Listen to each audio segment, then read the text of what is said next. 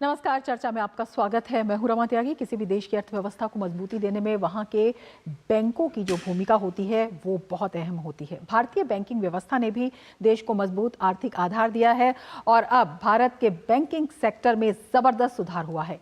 NPA में बड़ी गिरावट आई है और मुनाफा भी रिकॉर्ड स्तर पर बढ़ा है और ये संभव हुआ है सरकारी नीतियों और सुधारों से, जिससे बैंकों की स्थिति मजबूत हुई और आर्थिक स्थिति भी अब बेहतर हो रही है। वित्त मंत्रालय ने अपनी वार्षिक समीक्षा बैठक में कहा है कि स्ट्रेस्ड अकाउंट्स के समाधान, पुनर्पूंजीकरण और बैंकों में सुधार लागू करने की सरकार की नीति के कारण भारत के बैंकिंग सेक्टर की स्थिति काफी अच्छी हुई है और इसी पर आज हम करेंगे चर्चा भी।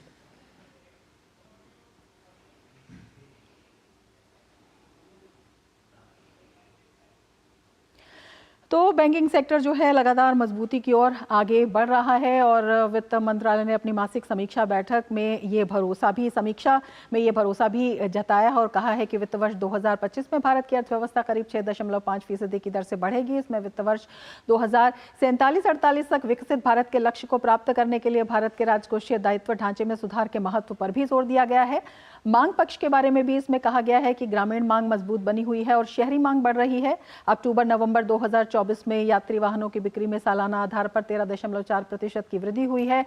घरेलू हवाई यात्री यातायात में मजबूत वृद्धि भी दर्ज हुई है और इस रिपोर्ट के अनुसार आरबीआई ने वित्त वर्ष 2024-25 के लिए उपभोक्ता मूल्य सूचकांक आधारित मुद्रास्फीति 4.8% रहने का अनुमान जताया, जबकि तीसरी तिमाही में इसके 5.7% और चौथी तिमाही में 4.5% रहने का अनुमान लगाया गया। वित्त मंत्रालय ने अपनी वार्षिक समीक्षा में कहा है कि स्ट्रेस्ड अकाउंट्स के समाधान में, पुनर्पूंजीकरण में और बैंकों में सुधार लागू करने की सरकार की नीति के कारण भारत के बैंकिंग सेक्टर की स्थिति काफी अच्छी हुई है और इस वजह से बैंकों के एनपीए में बड़ी गिरावट देखने को मिली है और साथ ही मुनाफा भी रिकॉर्ड स्तर पर पहुंच गया है। तो किस तरह से बैंकिंग सेक्टर में मजबूती हुई है और मुनाफा रिकॉर्ड स्तर पर पहुंचा है, यही हम आपको अब समझाते हैं थोड़े ग्राफिक्स के जरिए कि किस तरह से लगातार जो है बैंकिंग सेक्टर है वो चमक रहा है, वो आगे बढ़ रहा है और उसमें लगातार जो है सुधार आ रहा है। अगर हम बैंकिंग सेक्टर में मजबूती की बात करें तो मुनाफा जो है रिकॉर्ड स्तर पर दर्ज किया जा रहा है। बैंकों की जो रिटर्न ऑन एसेट है वो 2023-24 में 1.4% रही और इसके साथ ही लगातार जैसे हम बता रहे हैं रिटर्न ऑन इक्विटी यानी कि ROE 14.6% पर पहुंच गई है। इसके साथ ही बैंकों के नॉन परफॉर्मिंग एसेट में भी बड़ी गिरावट आई है और ये अपने आप में एक बड़ा बदलाव है। शेड्यूल्ड कमर्शियल बैंकों के ग्रॉस एनपीए जून 2024 में 2.67% यानी कि 4.75 लाख करोड़ रुपए रहे। इसमें जो है बड़ी गिरावट इसे बताया जा रहा है। मार्च 2018 में ये ग्रॉस एनपीए जो था 11.18% था यानी कि 10.36 लाख करोड़ रुपए। तो 2018 से अब आप कंपेयर कर सकते हैं, जबकि सरकारी क्षेत्र के बैंकों का ग्रॉस एनपीए जून 2024 में 3.32% जो है दर्ज किया गया, 3.29 लाख करोड़ रुपए, जबकि मार्च 2018 में ये 14.58% था यानी कि 8.96 लाख करोड़ रुपए। तो अपने आप में देख सकते हैं कि जो एनपीए में कितनी बड़ी गिरावट आई है। साथ ही अगर सितंबर 2024 के अंत तक 2.5% यानी कि ये 13 साल का सबसे निचला स्तर है, जो सितंबर 2024 के अंत तक 2.5% तक पहुंच गया। तो लगातार इसमें गिरावट आ रही है। कैपिटल पोजीशन जो है वो काफी मजबूत बनी हुई है। तो कैपिटल पोजीशन मजबूत होना ये भी अपने आप में एक बड़ा बदलाव है और चमकते बैंकिंग सेक्टर की ओर इशारा कर रहा है। अब हम आपको बताएंगे कि एनपीए आखिर होता क्या है, जिसकी वजह से जो चिंता का विषय बना हुआ था और जो एक बड़े बदलाव का अब कारक भी बना है। एनपीए वो लोन होता है जिसमें बैंकों के लिए एक निश्चित अवधि के लिए मूल राशि पर आय या ब्याज पैदा नहीं किया होता, यानी कि कम से कम 90 दिनों तक ब्याज या मूल राशि का इसमें भुगतान नहीं होता है, तो उसे एनपीए बोलते हैं, उसे एनपीए कहा जाता है। इसके साथ ही जो एसेट्स क्वालिटी है, एनपीए तो गिरा है, एसेट्स क्वालिटी है, उसमें भी काफ़ी सुधार आया है। और वो सुधार किस तरह से आया ये बताते हैं। शेड्यूल्ड कमर्शियल बैंकों का प्रोविजनल कवरेज रेशियो यानी कि पीसीआर ये सुधरा है, इसमें भी लगातार सुधार आ रहा है और ये भी अपने आप में एक बड़ा महत्वपूर्ण बदलाव है। जून 2024 तक पीसीआर 92.52% दर्ज किया गया और इसके साथ ही अगर हम पहले की तुलना करते हैं तो मार्च 2015 में ये 49.31% दर्ज किया जा रहा था। साथ ही सरकारी बैंकों का पीसीआर बढ़कर जून 2024 में 93.36% दर्ज किया गया और अगर पहले की बात करें तो मार्च 2015 में ये पीसीआर 46.04% था। और अब आपको बताते हैं कि प्रोविजनल कवरेज रेशो या पीसीआर जो हम कहते हैं वो आखिर है क्या। बैंक द्वारा खराब लोन से हुए नुकसान को रिकवर करने के लिए जो रखे जाने वाला धन होता है वो प्रोविजनल कवरेज रेशो कहलाता है। ये अपने आप में महत्वपूर्ण होता है। सभी शेड्यूल्ड कमर्शियल बैंकों का वित्त वर्ष 2023-24 के दौरान 3.50 लाख करोड़ रुपए का फायदा हुआ है, प्रॉफिट हुआ है। और अगर हम सरकारी बैंकों की बात करते हैं तो जो इसे ये भी कहा जा रहा है कि अब तक का सबसे अधिक शुद्ध लाभ है जो वित्त वर्ष 2022-23 में 2.63 लाख करोड़ रुपए था। तो ये हम कंपैरिजन करके बता रहे हैं किस तरह से ये बड़ा है। सरकारी बैंकों का वित्त वर्ष 2023-24 में अब तक का सबसे अधिक मुनाफा जो है वो भी दर्ज किया गया है। कुल 1.41 लाख करोड़ रुपए का ये जो मुनाफा है ये दर्ज किया गया है और ये जो है लगातार बता रहा है किस तरह से जो सुधार हुए हैं, जो बदलाव हुए हैं, उनका जो असर है। वित्त वर्ष 2022-23 में 1.05 लाख करोड़ रुपए का जो है मुनाफा जो है दिखाया गया था। सरकारी बैंकों से वित्त वर्ष 2023-24 में शेयर धारकों को 27,830 करोड़ रुपए का डिविडेंड भी मिला है, जिसमें सरकार की जो हिस्सेदारी है वो 18,013 करोड़ रुपए थी। तो ये जो व्यापक सुधार हैं इनसे सार्वजनिक क्षेत्र के बैंकों की वित्तीय स्थिति में उल्लेखनीय सुधार हुआ है और यही सुधार जो है अपने आप में बेहद महत्वपूर्ण हो जाता है जब बाजार से पूंजी, इक्विटी और बॉन्ड दोनों के रूप में जुटाने की क्षमता में वृद्धि हो जाती है। तो यही वो वजह है जिससे कि बैंकिंग सेक्टर लगातार चमक रहा है, रफ्तार पकड़ रहा है। आगे बढ़ेंगे, करेंगे इसी पर चर्चा, लेकिन उससे पहले लेते हैं एक ब्रेक। आप बने रहिए डीडी न्यूज के साथ।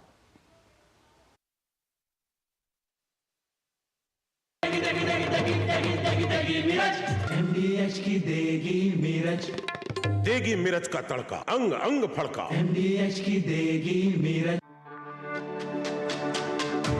मेरी पसंद, मेरी पसंद, मेरी पसंद, मेरी पसंद, हमारी पसंद, हम सबकी पसंद। मजबूत देश का मजबूत सरिया मोंगिया स्टील।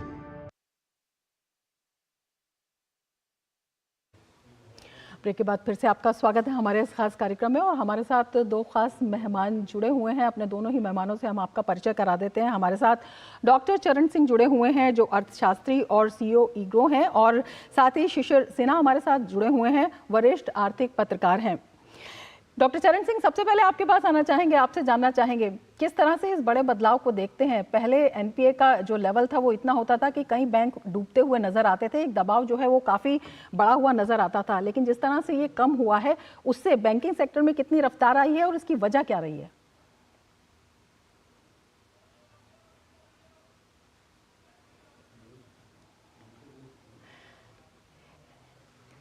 डॉक्टर चरण सिंह, डॉक्टर सिंह आप अनम्यूट करिए, आपने म्यूट किया हुआ है।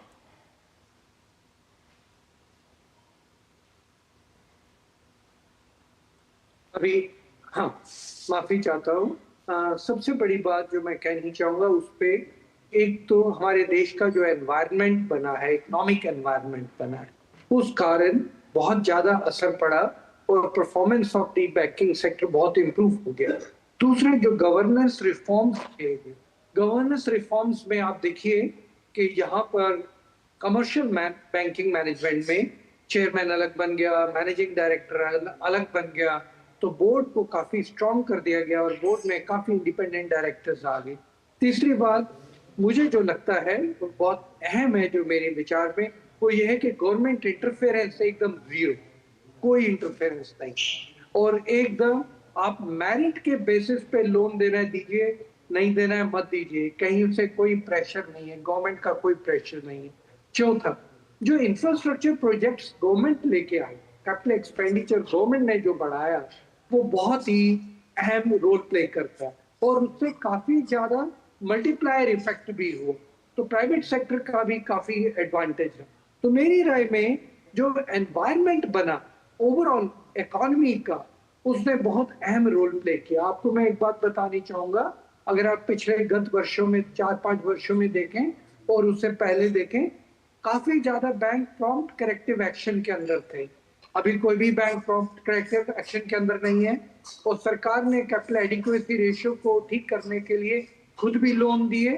तो इन सबको मद्देनजर रखते हुए जो एनवायरनमेंट बन गया commercial banks, public sector banks को परफॉर्म करना है, उस कारण आप देख रहे हैं कि एनपीए बहुत कम। बिल्कुल शिशिर, आपके पास आना चाहेंगे, आपसे जानना चाहेंगे, जिस तरह से हम बैंकिंग सेक्टर की बात कर रहे हैं, एनपीए कम हुआ, मुनाफा बढ़ा और कैपिटल एडिक्वेसी जो है वो पहले से बेहतर हुई है, इसे किस तरह से समझाना चाहेंगे? देखिए, आज के दिन में किसी भी अर्थव्यवस्था की बेहतरी को समझना हो तो हमें उसकी वित्तीय व्यवस्था को समझना होता है, और वित्तीय व्यवस्था में एक बड़ी भूमिका जो है वो बैंकों की है। आज अगर आप देखें, चाहे वो सरकारी बैंक हो, चाहे निजी बैंक हो, या हमारे पास 2-3 तरह के और बैंक है जिसको हम लोग स्मॉल फाइनेंस बैंक या पेमेंट बैंक कहते हैं, उसके अलावा रीजनल रूरल बैंक है और विदेशी बैंक तो हैं ही। ये बैंक अगर बेहतर कर रहे हैं तो इसका मतलब ये होता है कि आपकी अर्थव्यवस्था में चीजें थोड़ी पटरी पर आती हुई दिख रही।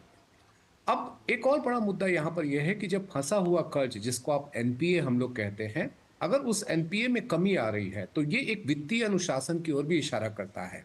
और सबसे खास बात यह है कि बीते कुछ समय में हमने ये भी देखा है कि पहले क्या होता था कि स्मॉल जो बोरोवर्स होते थे उनका फिस्कल डिसिप्लिन कहीं बेटर होता था लार्ज कॉर्पोरेट के तुलना में।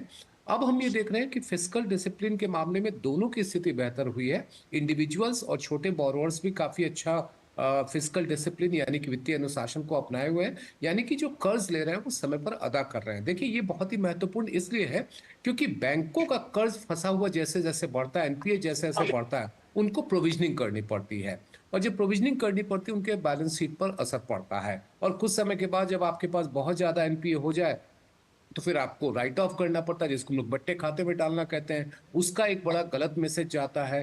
तो ये सारे तथ्यों को ध्यान में अगर रखते हुए देखें, जो आंकड़े हमें कमी की ओर इशारा कर रहे हैं, ये इस बात की ओर इशारा कर रहा है कि अर्थव्यवस्था में वित्तीय अनुशासन और वित्तीय व्यवहार में सुधार आया। बिल्कुल, वित्तीय अनुशासन, वित्तीय व्यवहार काफ़ी महत्वपूर्ण भूमिका निभाता है। डॉक्टर सिंह, आपसे जानना चाहेंगे, ये जो बैंकों की सेहत में, बैंकिंग सेक्टर में जो सुधार हुआ है, उसका एक बड़ा कारण ये भी है कि अब जो बैंकिंग सेक्टर है वो एक पेशेवर तरीके से काम कर रहा है। पूरा सेक्टर ही, अगर हम कैपिटलाइजेशन की बात करते हैं, एसेट क्वालिटी की बात करते हैं, तो ऐसे मापदंडों पर ये बेहतर प्रदर्शन कर रहा है। बिल्कुल, एकदम प्रोफेशनल बैंकिंग हो रही है, एकदम आप हर चीज को मेरिट पे ले रहे हैं। और मैंने तो खुद क्लोजली देखा है, जो भी डिसीजन लिया जा रहा है उसको हम लोग पूरा मेरिट और उसकी कमर्शियल वायबिलिटी देख रहे हैं, और किसी किस्म का कोई दबाव नहीं है। जो अभी अभी इन्होंने कहा वो बात भी बिल्कुल ठीक है।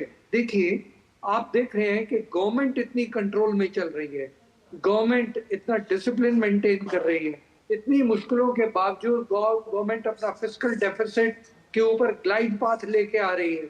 तो जो पूरे देश में और जो पॉलिसी मेकिंग में और बैंकिंग में जो उसका असर पड़ता है वो ये है कि अगर सरकार ऐसे कर रही है तो क्या जो पब्लिक सेक्टर बैंक्स हैं उनके पास कोई आउटलेट है? क्या उनके पास कोई सोल्यूशन है? बिल्कुल नहीं है। तो जो सेंस ऑफ रिस्पॉन्सिबिलिटी है वो बहुत बढ़ गई है। इससे अलावा मैं आपसे दो बात और कहना चाहूंगा। आपने देखा है पिछले 10 वर्षों में जिस तरीके फाइनेंशियल इंक्लूजन हुआ है, फाइनेंशियल इंक्लूजन से आप जब मॉनिटरिंग कर रहे हैं तो आपको दिख रहा है कितने नए लोग बैंकिंग इंडस्ट्री में जुड़ते जा रहे हैं। उसके अलावा जिस तरीके लघु उद्योग के ऊपर प्रेशर दिया गया है, एमएसएमईज के ऊपर, उससे भी आप देखते हैं कि एक किस्म का एनवायरनमेंट बन जाता है कि अगर ग्रोथ करनी है, ये दो सेक्टर्स में इन्वेस्टमेंट करना है, इन सेक्टर्स को ध्यान से देखना है, तो बैंकिंग इंडस्ट्री पे यूं समझ लीजिए एक नई किस्म की जिम्मेवारी उनके कंधे पे आ।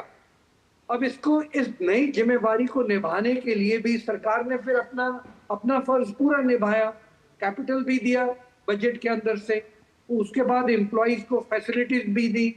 वो सारी चीजें मद्देनजर रखते हुए एक एनवायरनमेंट जो बना, वो मुझे लगता है एनवायरनमेंट बहुत ही कंड्यूसिव एनवायरनमेंट बना ग्रोथ के लिए। लास्ट पॉइंट इसमें जो मैं कहना चाहूंगा सरकार ने जो अपना कैपिटल एक्सपेंडिचर बढ़ाया और वो इन्वेस्टमेंट ओरिएंटेड हुआ, वो एक किस्म का मार्गदर्शन दिखा के गया कौन कौन से सेक्टर में सरकार इन्वेस्ट करना चाहती है। गवर्नमेंट ने स्कीम्स निकाली, गति शक्ति निकाली, उसी तरीके इंफ्रास्ट्रक्चर, रोड्स एंड पोर्ट्स पे निकाला, उसके साथ रिलेटेड प्रपोजल्स बैंकों में आए, तो उस दिशा में फिर सारा पैसा जाना शुरू हो गया। तो उस कारण प्रोडक्टिविटी बढ़ गई पैसे की, उस कारण हम लोग जहाँ पे हम लोग इन्वेस्ट कर रहे थे वहां पे देखना शुरू किया कहाँ पे रेट ऑफ इंटरेस्ट कितना है, नेट इंटरेस्ट मार्जिन इंप्रूव होना शुरू हो गया। यही कारण है कि पिछले 6 महीनों में पब्लिक सेक्टर बैंक्स की प्रॉफिटेबिलिटी कहीं ज्यादा आई है, जो वित्त मंत्री जी ने पार्लियामेंट में भी कही थी। बिल्कुल, इसी पर चर्चा हम जारी रखेंगे, लेकिन उससे पहले वक्त है एक ब्रेक का। बने रहिए डीडी न्यूज के साथ।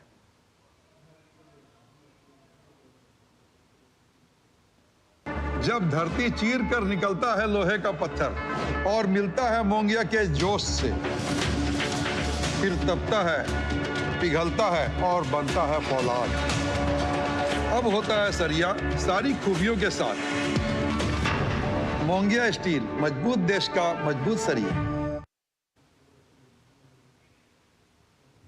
ब्रेक के बाद फिर से आपका स्वागत है और हम बात कर रहे हैं बैंकिंग सेक्टर में होते हुए सुधारों की और अर्थव्यवस्था में इसका क्या प्रभाव पड़ेगा, क्या प्रभाव पड़ता है, ये भी हम जानने की कोशिश करेंगे। शिशिर, आपके पास आना चाहेंगे। जो बैंकिंग सेक्टर है वो सीधे तौर पर अर्थव्यवस्था से भी जुड़ा है और आमजन की आर्थिकी से भी जुड़ा है। इसमें बदलाव इन दोनों क्षेत्रों में कितना बड़ा बदलाव लाता है, किस तरह से ये जुड़ाव है?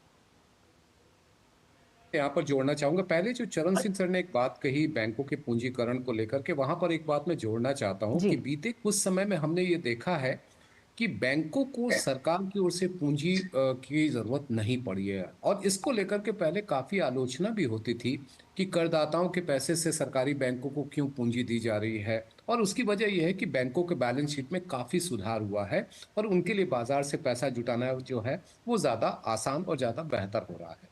दूसरी बात, जहां तक सवाल आज बैंकिंग की है, देखिए बैंकिंग आज के दिन में वो ईंट पत्थर से बनी हुई इमारतों तक सीमित नहीं है, वो तकनीक पर काफी ज्यादा चली आई है।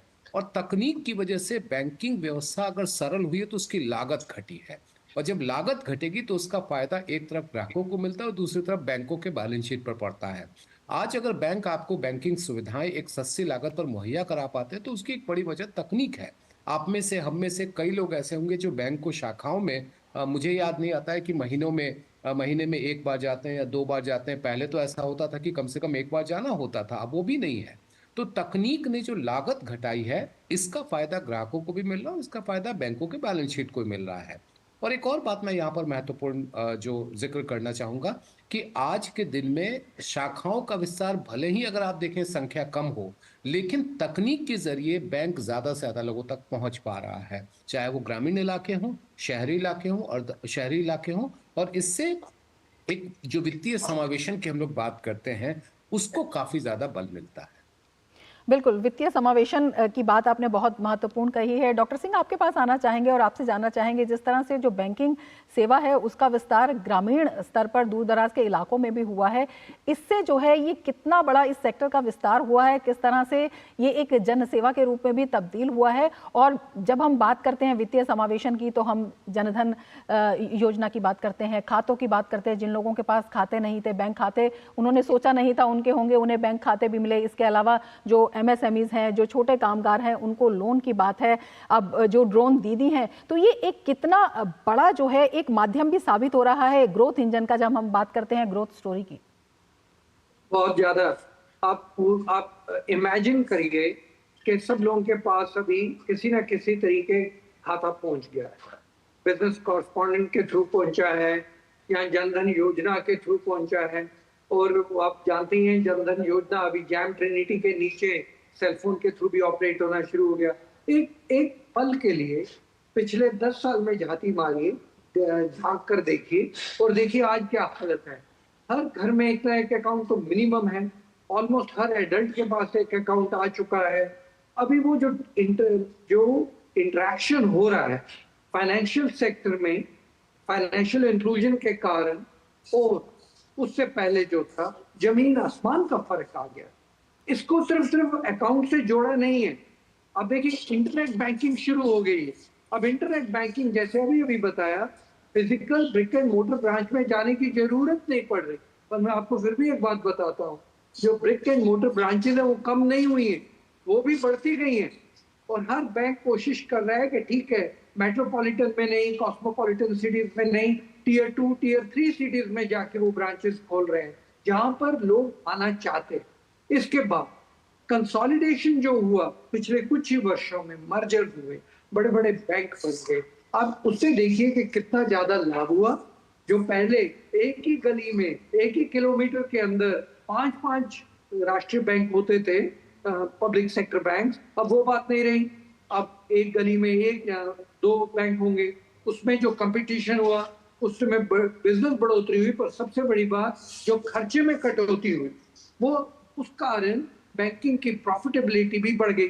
बैंक की प्रॉफिटेबिलिटी बढ़ी, उससे ज्यादा इन्वेस्टमेंट कंप्यूटराइजेशन में हो गया। जैसे ही कंप्यूटराइजेशन शुरू हुआ, अभी आप देखिए कि इंटरनेट बैंकिंग एकदम हम लोग चरम सीमा पे हैं और हम लोग एकदम at the I would say एकदम आगे जा।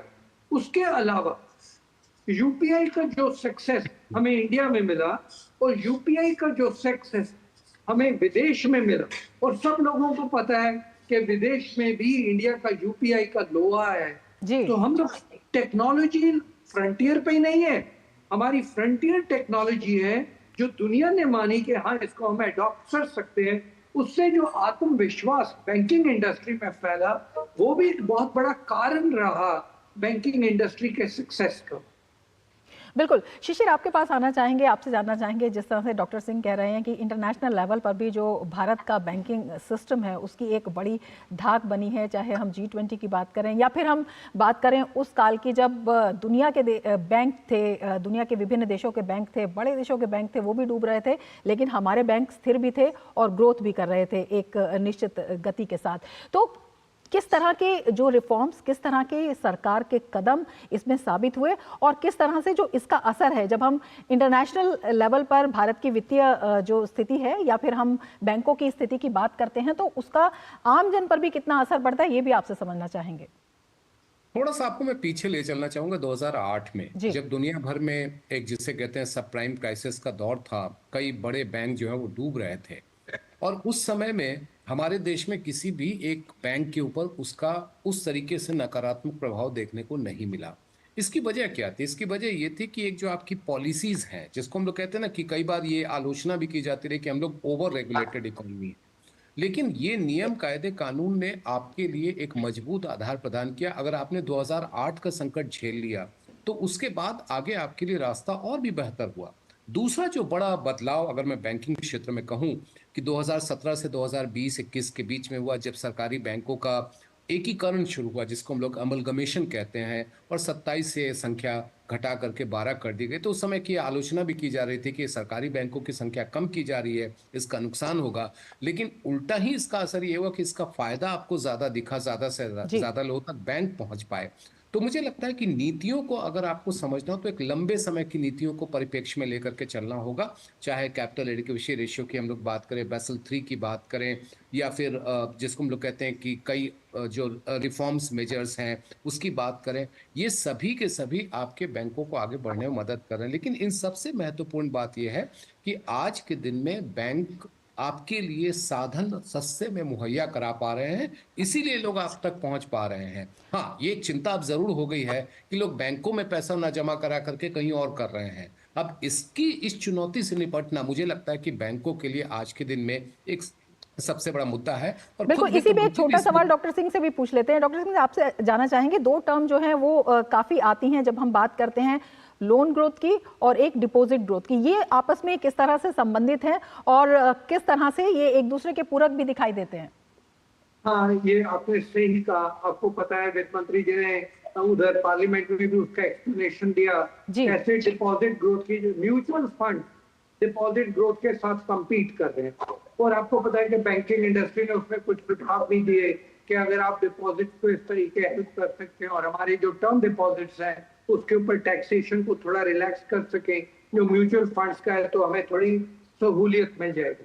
पर मैं आपको एक बात बताना चाहता हूँ देखिए, जो डिपॉजिट ग्रोथ है उसमें कई बार मैं महसूस करता हूँ कि बैंकिंग इंडस्ट्री को compete करना चाहिए with more instruments and with more outreach. जाके लोगों से बात करें और वहां से डिपॉजिट लेके। जहां तक क्रेडिट का सवाल है, आप जानते ही हैं कि इनका मल्टीप्लायर इफेक्ट होता है जब गवर्नमेंट का कैपिटल एक्सपेंडिचर बढ़ता है। जी। कैपिटल एक्सपेंडिचर के बढ़ने के कारण जो मल्टीप्लायर इफेक्ट होता है, प्राइवेट सेक्टर भी उसमें आ जाता है। तो क्रेडिट ग्रोथ में मुझे दिक्कत नहीं दिख रही है, एडवांसेस में भी दिक्कत नहीं दिख रही है, डिपॉजिट्स में जरूर थोड़ा स्ट्रेस दिखता है, पर उसका कारण मुझे ये लगता है कि पब्लिक सेक्टर बैंक्स को उतना कॉम्प्लेसेंट नहीं होना चाहिए। मुझे लगता है कि पब्लिक सेक्टर बैंक्स को जैसे आप जानते हैं नॉन बैंकिंग फाइनेंस कंपनीज आजकल कैसे डिपॉजिट मोबिलाइज करें किस रफ्तार से, उसी तरीके पब्लिक सेक्टर बैंक्स को भी इनोवेटिव होना पड़े। बिल्कुल, इनोवेटिव बैंकिंग सेक्टर हो रहा है और जिन क्षेत्रों में हो सकता है उन पर विचार भी चल रहा है। फिलहाल बहुत शुक्रिया डॉक्टर सिंह और शिशिर सिन्हा हमारे साथ इस कार्यक्रम में शामिल होने के लिए और इतने महत्वपूर्ण विचार साझा करने के लिए। तो बैंकिंग सेक्टर जो है लगातार मजबूत हो रहा है, आम आदमी पर भी इसका बड़ा अच्छा असर पड़ रहा है।